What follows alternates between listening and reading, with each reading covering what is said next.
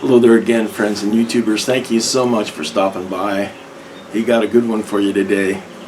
Went out shopping and found this wonderful tenor banjo that I'd like to share with you guys.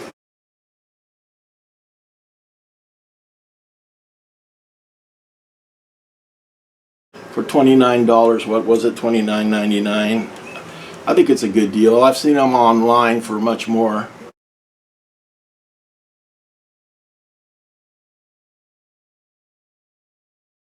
For me, a way to demonstrate this instrument is just like I'll pick up my ukulele, which is also 4 strings, and you know, a lot of people back in the day when this banjo was made, probably around the turn of the 20th century, right around the 1900s, they used to play a lot of these things. You know, I kind of like the picking of the banjo, kind of just for songwriting, and just adds a little bit of flavor to a song.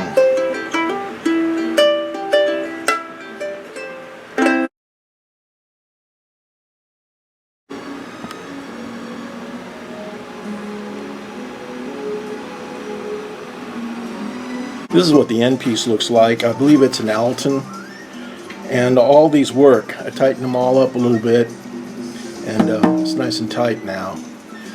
And I'm not going to restore any of this. I kind of like that rustic look. That would be a lot of work anyway. Just cleaned up the frets really well, and nice. It's like smooth right now, really nice and smooth.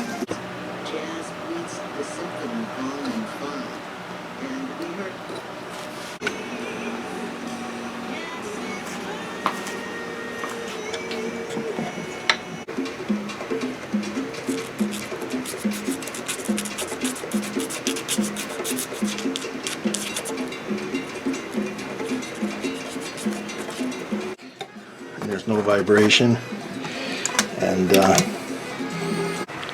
so what happened was, when I was putting these pins in there, the neck got loose and came off. Oh boy. So I got my work cut out for me. I'm gonna have to resand and redo this all. Looks like it was already done once before.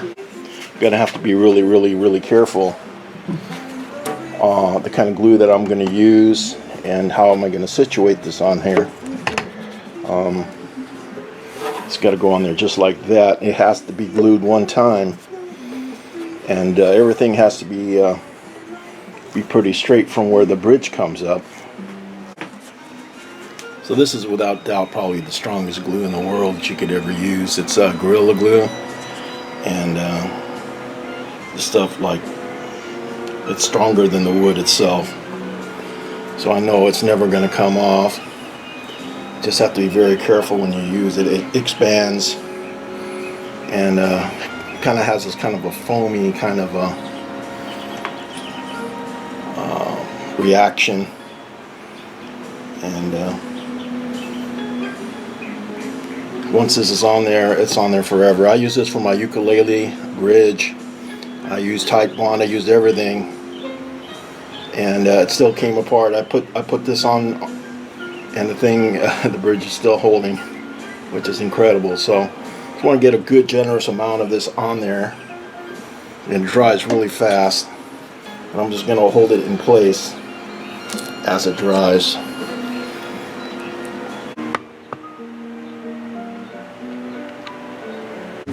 When I bought this banjo, it was kind of funny. I saw this behind the counter, and I had some other things in my hand, and I'm thinking, gosh, man, it's $29.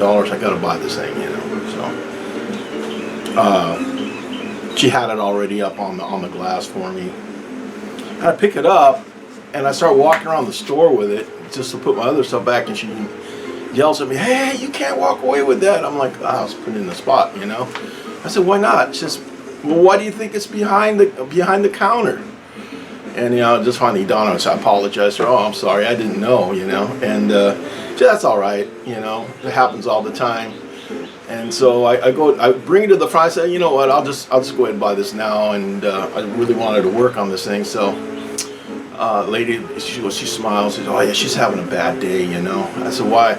It says, "Because of all the kids that go back and, you know." So right where I usually go shopping, there's like a bunch of toys and stuff, and man, it just gets like toys all over the place, you know. And I said, "You probably get tired of picking up all these toys and stuff like that." And she said, "Yeah," and well, that's all right. And so the other guy was looking at it and said, "Hey, how come I didn't see it when I was walking by?" You know.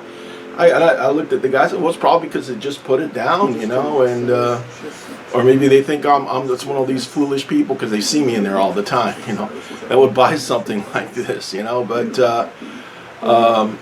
she kind of winked at me and said, you know, because I know a guy that works at one of the stores, and you know, sometimes he brings stuff out because he knows I'm a musician and I like to fix stuff, and I'm looking at this thing going, "Man, I don't even know if I can fix this or not," you know, with the neck like this and whatnot. And he told me that all the stuff that they have generally is worth more than what you probably could get on Etsy or eBay. You know, just sometimes you just need to do a little bit of work or slight repair work, and I said I really appreciate it. And so if you're ever going in there, you know, they have those glass counters where they have stuff behind there. Don't go walking to the store with whatever you picked up. You got to bring it up to the front, and they hold it for you, you know. And I kind of learned, you know, because you always sit there and go, "Wow, look at all the stuff they have in here," and these people are human, you know. They have to take their things and categorize it, and a lot of the stuff it's probably just junk, you know. I brought my stuff to other places and they wouldn't even accept it, you know. Whatever I bring there, they always accept it, which is that's why I love going to Savers. You know, they're really, really good people that work there.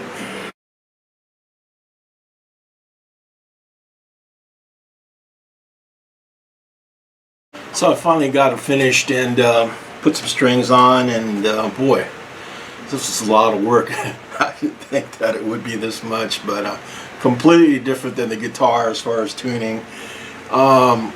Everything has to be set up as far as even the tightening of the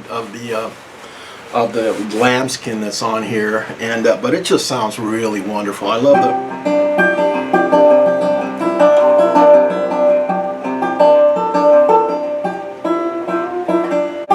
If I were to say to you how much I can, would you say to me the same that you really do? 1,000,001 ways you can actually tune this thing. I'm looking online, and oh my gosh, you know, a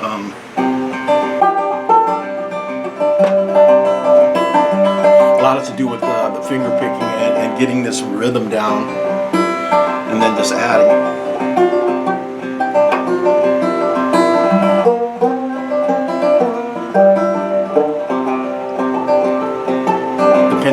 Style you want to play. I don't know all the names of the tunings, but there's a lot of them.